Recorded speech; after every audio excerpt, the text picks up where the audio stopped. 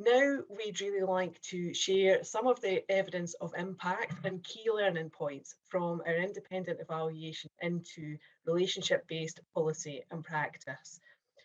This evaluation covered two of our funded initiatives, Creative and Active Lives and Workforce Development. These initiatives had their own focus areas, but we were really keen to examine their impact using the lens of relationship-based policy and practice. So we have Lorraine Simpson and Mike Nicholson from The Lines Between, who are joining me on screen just now.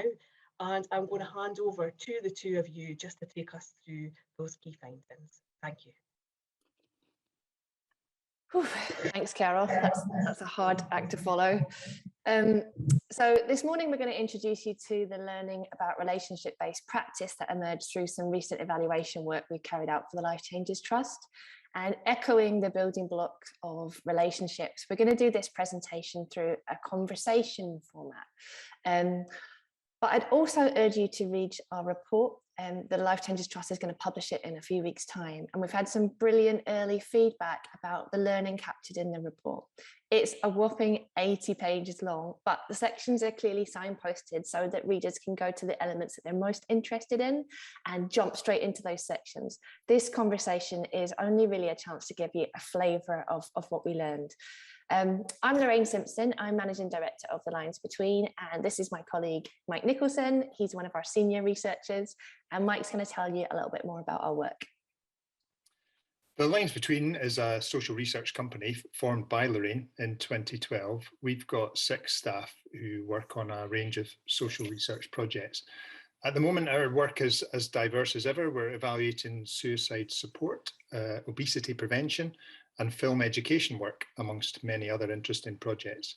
Our focus is always on accessible social research, and our aim is for research that's understandable, useful, and leads to change. We've worked closely with the Life Changes Trust over recent years, evaluating elements that strand 2 of their focuses. So people living with dementia and work with young people with care experience. And the learning that we'll share today comes from an evaluation of 2 distinct initiatives, the Creative and Active Lives Initiative and the Workforce Development Programme. So just to introduce you to those 2 initiatives, they were both funding streams which supported a range of projects. Creative and Active, as the name suggests, involved activities for young people delivered by places like Moniackmore Creative Writing Centre, Citizens Theatre, Edinburgh Leisure and Impact Arts. So young people involved in creative and active pursuits, often with paid staff members alongside. Meanwhile, the Workforce Development Initiative trialled ways in 7 projects in varied organisations where staff increased their understanding about the experiences of young people with care experience and involved young people in thinking through and influencing changes to working practice. So the Trust asked us to explore relationship-based practice within the initiatives. They wanted to know what this practice looks like, does it work, does it have a positive impact, and what are the challenges of working in this way? So I'll kick the conversation off with Lorraine and ask her, what did we find out about relationship-based practice? What are the roots of it working well? Well, as we've just heard from the videos, trust is at the heart of it. And I think that everyone will recognise that trust is the foundation for a good relationship building. And it's no surprise that it's crucial for young people with care experience, but particularly for those who might not have felt acknowledged or listened to before. Staff across both of the initiatives developed relationships with young people through demonstrating trust and belief in the people that they work with. And in doing that, they reinforce the messages that young people's feelings and opinions matter and that their experiences and perspectives are valid. So can we paint more of a picture of this thing called trust? What does trust look like for staff working with young people? It's spending time, so taking the time to spend time with young people and making that a priority.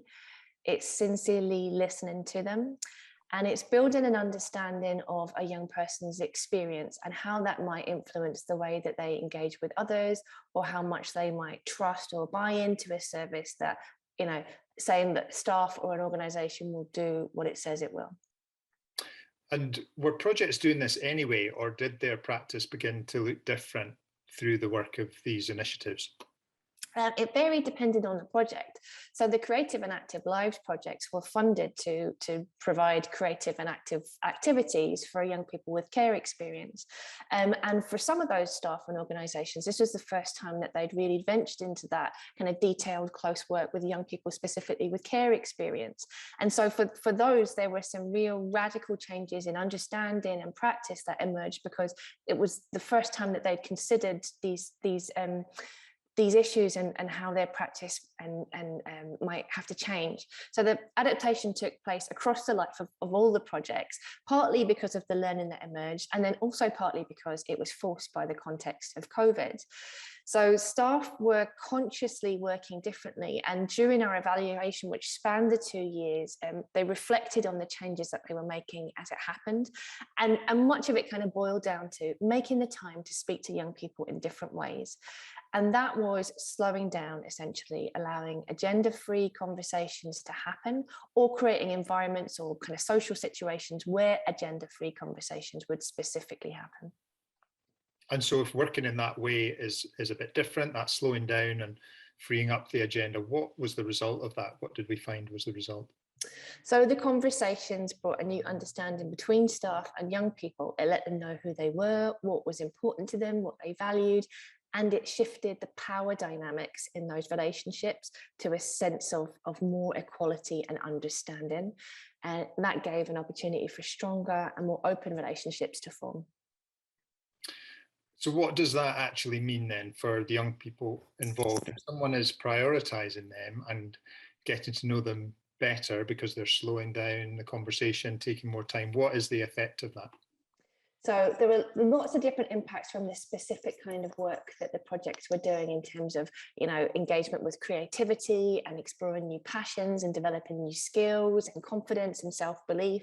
But across the two initiatives, particularly when we talked about relationships, young people told us that they felt safer, that their needs were being met, that they wanted to be involved and that they were staying involved in things, and that they saw not just that they were being listened to, but the things that they were sharing were influencing change in the staff and the organisations that they were working with.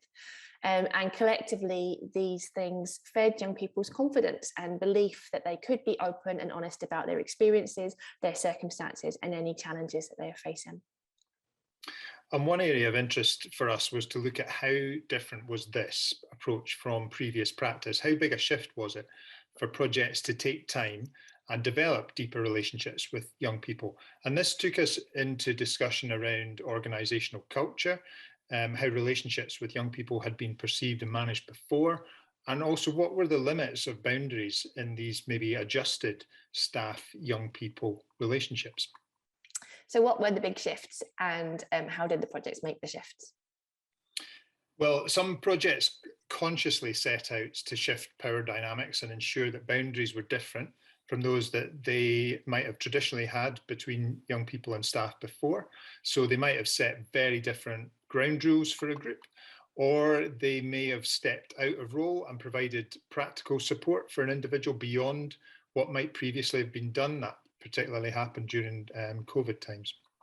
So yeah, I was going to ask, these projects were operating through COVID. How did COVID and the restrictions affect them? Well, every one of us obviously has been affected by COVID, and one of the big changes, and that's why we're online today, is lots of us have moved online with our activities and engagements, and that was the same for some of the projects as well. And as we've all experienced, online work was not straightforward at times. It was difficult for some. Some young people didn't want to engage in that way.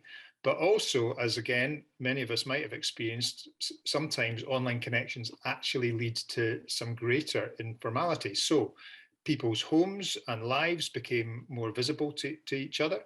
That would never have happened before in a world of much sort of stricter boundaries and much clearer lines about personal lives being cut off, perhaps. But people told us about how pets or other family members or posters or a musical instrument in the background had broken the ice in conversations and in relationships in a new way.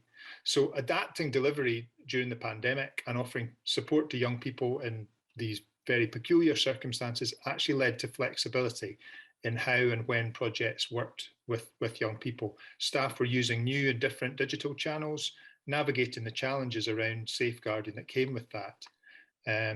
So it was a big shift, but ultimately had some positive aspects as well.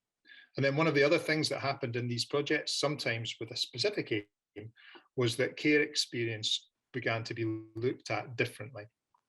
Yeah, so we saw examples where a young person's experience of the care system and that knowledge became viewed as an asset, recognized that they had knowledge which was vital to change individual and organisational attitudes and practice. And this understanding was at the root of change. It helped to change referral processes, it helped to change the way that engagement took place or transitions at the end of a young person's involvement. And there were also shifts in practice and approaches to better meet young people's needs while they were, involved in a project. So it could be things like changing the staffing structure for session delivery, or adjusting the delivery environment, or the timing or the format of sessions. And in the workforce development initiative projects that we looked at, viewing care experience as an asset led to some very specific pieces of work which could ultimately impact on workforces. So 2 examples: Fostering Network, who we heard from in the film earlier on. Young people with experience of foster care produced a powerful and creative set of resources aimed at teachers. And that was born out of their own experience of seeing a lack of knowledge in the education sector about fostering and a deep desire to address this. And that resource now exists as a support to teaching staff. Bernardo's in North Lanarkshire worked with the housing department there, and young people who had experience of being allocated housing and living independently for the first time became involved in the design of supported flats for other young people moving into independent living, and also were involved in commenting on their experience of housing department procedures, which directly led to some changes in protocols. Those are just 2 of some of very varied examples where young people's voices were impacting on workforces and on work practices. Those examples were more formalised than we found in Creative and Active, because they involved the creation of specific structures for involving young people, and with young people driving the direction of the eventual output. But at the heart was young people feeling sufficient trust in staff and in the process to get involved and to share their voice. And everything that we've talked about has been very positive, but it's also important to note that there were some challenges and risks with this approach that staff talked about when they reflected with us in interviews. They talked about, the challenge of forming stronger and deeper relationships, but the concern around blurring the lines of appropriateness and boundaries, and how they were kind of considering those in the work that they were doing with young people. Sometimes staff actively established boundaries. They needed to do that to strike a balance between their personal and professional commitments, or to manage the expectations of the young people that they were working with. And projects handled this differently. So some projects took a more formalized approach to managing boundaries. For example, they co-created with young people agreements that set out guidelines around appropriateness. That's pretty much all we've got time to share with you in our very brief conversation. So I'll just kind of summarize the conclusions that we put in the report. So essentially, we found that across the 2 initiatives, there was clear evidence that the changes that the Trust wanted to see were evident. There were benefits for the young people who got involved. They were engaged more in activities. Being involved made a difference to them in a huge number of ways, and it had the positive experience kind of informed the next steps, or they told us that they thought it was going to be a lasting change for them. And in the workforce development initiative, there were improvements in practice, shifting culture, and changes to services.